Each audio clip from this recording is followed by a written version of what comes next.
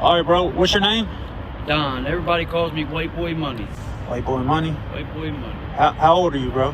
37. I just had a 37? birthday the 18th November. Scorpio. All right, so how long you been on the streets out here?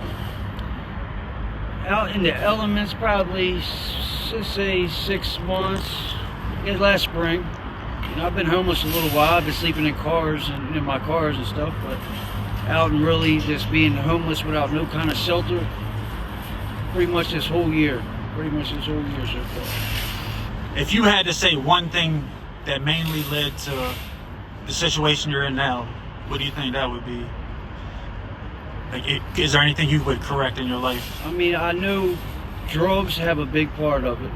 I mean, ultimately, I got to realize that as much as I feel like they get me through things, right, they also hold me back from more possibilities. I also hold myself back from a lot more possibilities that I know I'm capable of, but yeah, like I said, I'm good at a lot of things. You know, I've always been a truck driver, and that spends a lot of time by myself. And having anxiety is not always the best because I'm always in my head, and it really just broke myself down. I never had a family until I started creating one. Like I said, me and my wife was married 13 years, a high school sweetheart. Yeah. I mean, we literally learned how to grow up together. But then when we split up, and it ultimately come from drugs, she was book smart, I was street smart, so we kind of different paths. She's from a country in Ohio, I'm from the city in Baltimore. When we finally split up, she took forever away from me, and that left me just kind of lost. And because that was my family I built, I finally had what I always wanted. You know, I had a mother that brought me up. My father, he was always in the streets running around, which, you know, I don't look down on him for it, but you know, I think it actually helped me because it allowed me to create the man I am versus him make me the man that he wanted me to be, like most people. You got kids? How many kids you got? I got one kid. One kid? My son, he's 15. He awesome. You know, he's a freshman this year. Got accepted for varsity football. And he's got the great family. He lives with his mom. You know, it's been years since last time I seen him. I held him on my shoulders. Now he could probably pick me up, put me on his shoulders. Yeah. You know, yeah, it's crazy. And but like I said, it needed a chain to break somewhere because, like I said, my family was always broken and not the normal kind of family. My mom always got high. The best relationship I ever had with my mom was getting high with her until I found her dead. Yeah, after the night that we partied all night. How old were you when that happened? That was 8 years ago or so, 9 years ago. 9 years ago? Yeah, I don't even remember the exact year. It was on Halloween. And sorry, bro. It's all right. I mean, she was also sick in her own ways. You know, she had health problems. And that's ultimately why she got as high as she did until the inevitable happened.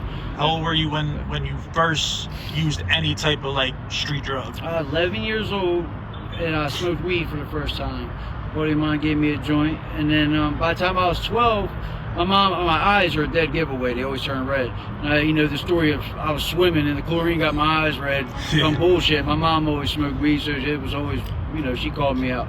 So I was 12 years old on 420, and I rolled up a joint, and I said, "This is the day I'm gonna tell mom, just come clean." Walked out, said, "Here, mom," gave her a joint, some good weed, and smoked with her ever since. Then, you know, I was always like 3rd grade, they gave me Ritalin. 5th, 6th grade, he gave me Adderall until they got me on Xanaxes when I was about 12 because of my anxiety problems. I had a real bad tooth infection, and it was so much agonizing pain. I would have paid anybody just to kill me, to take me out of that pain. And I actually went to my own father and took everything out of the bank. I had like $4,000 or $5,000. I said, "Dad, take this." And he had a drug problem, so I thought for sure I could fish him in. I said, "Dad, kill me, please. Here's all this money." And knowing he didn't have a dollar, I tried to flip it on my own dad, and he was like, "Nah, why don't you just take a hit of this?" I was like, "It make you feel better?" He said, "Instantly. If you say so." I was at the mood to die, so I was at the mood to get high. It didn't matter. Devil kind of gave you what you asked for. Agonizing pain that I would do anything to die for was gone before the smoke left my mouth. And I said, "Well, give me 2 more of them," and then it just, every time I got a toothache, it was on. And then in the mix of that, yeah, I had the Percocets from going to the doctors and for the tooth infections, and then it went, they busted the doctors up. It used to be real easy to get them. Then they started busting doctors out, and made them harder to get. And I couldn't get none for like a week. And the first time I ever had a withdrawal, it was the worst thing I ever been through. I used to call people pussies and tough it up, get over it. I'm sorry for ever saying that shit. And my own mom seen it, she comes and she goes, well, the dope man right around the corner, $10 to get you a pill. Again, I would have never did that my whole life until I was at a point of I would do anything to get out of that situation. You're too young to know, man. I was too young to know. I didn't have the right direction. Nobody took me in the right direction. Versus let's go to the dentist and get it figured out. It was here. Let's give you a different drug. I've kicked it, went through the sickness time and time again, knowing how horrible it is, and go right back on it again. Like thinking it's the stupidest thing in the world, but I feel like it's more healthy being high than me going through my anxiety problems. And I hate giving anything an excuse to do something, but ultimately you have if there's a rhyme, there's a reason, Right. So my rhyme is I got anxiety, or I get high, and the reason is because of my anxiety. So how long were you out in the streets? I mean, I say probably for the past 4 years I've been, from the cars, and then staying in a hotel. I've stayed in a hotel for a year. I stayed in the car for a year, and then this year I'm in a tent. So this is the first year, like I said, that I'm homeless, like without shelter. Like I said, I've always made good money. And I need money. I've always been on a mission of making money. That's an addiction alone of myself, is making money, until I blocked it where I can blow money and go make it just as fast, it seems like. Right. So that's where I learned that problem. I've been through so much life-endangering situations that I survived, and allowed me to think there's a bigger mission for my reason to be here, I guess. So I'm not giving up. It's not my choice. I mean, I've succeeded in so many things in life already that. Well, I mean, bro, I've met so many people out here in the street, and it's like, it seems like most of them don't have a soul. Like, they feel completed. I feel it. I believe you're gonna make it, bro. And I know I'm gonna make it. And I just met you. I don't even know you, but I know you're gonna make it. Because, and the thing is, you don't even know about God, but you know that you're gonna make it. Most people, they're done, bro. And they even believe in Him. They believe in the Lord, and they don't. Like, what made you actually go get a tent and want to have a community? Because you got a community where you're staying at. Yeah, and it really, I got a tent that was given to me because it was raining one night. I said, shit, I pulled up there, got high one night with everybody, brought an 8-ball Coke, and we all had a good old time, broke the ice, and bought some bread and some turkey, and had some dinner before we passed out on the floor. Did that a couple of nights, and then somebody said, hey, I got an extra tent because it was going to rain tonight. I popped it up, and I was in that, and then everybody wound up leaving. And one day I was sitting there by myself, like, damn, it's just me here. And I said, well, there's an extra tent. I'm down, I don't know, walking in the city, going to go get some drugs or something. And somebody said, what are you doing tonight? I said, I don't know, chilling. He said, what are you doing? I said, I don't got nowhere to go. I'm walking around.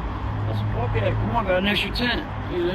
I couldn't stand the thought of having a tent, knowing this person ain't got nowhere to go. And that's how it was given to me. And I know that helps me survive a little easier.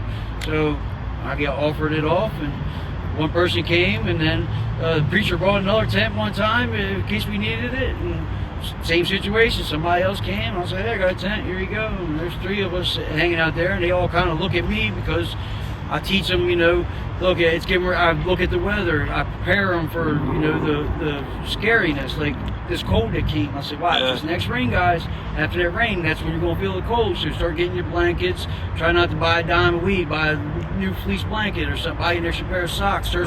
Even if you don't need it now, start stocking it up because you're going to need that shit. Yeah. And so much as little tea light candles, and they didn't see it at the time until the middle of the night, and they're cold as shit. And I said, light a couple of them candles in the tent. And he said, damn, it warmed up in here. Yeah, just little tricks like that. It's common sense, goes a long way. What is the worst living experience you've had in the streets before, like the tent? The worst living is not going through withdrawal without nobody to help you out when you're not like in the city. You're sitting around so many other people, you get in a withdrawal, somebody gonna walk by you with you just sitting there. with me, if I was just sitting there, I could sit in that tent and just die before somebody would pass me, other than a couple people that are there. What was the worst place you ever lived since you've been homeless? Like, is there a place that you remember that stuck out? Like, this place, I had to get up out of there. The city, I had to get up out of there. And that's like my home. Like, that's where I feel most comfortable. But when it comes time to go to bed and sleep with no closure, I'm tough. And I say I was scared. I was scared. I woke up to people getting robbed next to me. I woke up to gunshots. That was the worst living situation. I got to get up out of there. That's what brought me out here. I got to be close to the city, but still out of it. That was the worst. So, what do you think? What do you think that you need? Like, what is the thing that you're working towards? Like, you say, if I had this, I would be good. What is one thing? Is there anything like that you could think of that you dream about? Like, is it a dream? Is it a career? Is it a family member? It's something I've always had my CDLs, and it always gave me a good paying job to get back into, and I fucked up and let them go throughout my different steps of pushing my luck.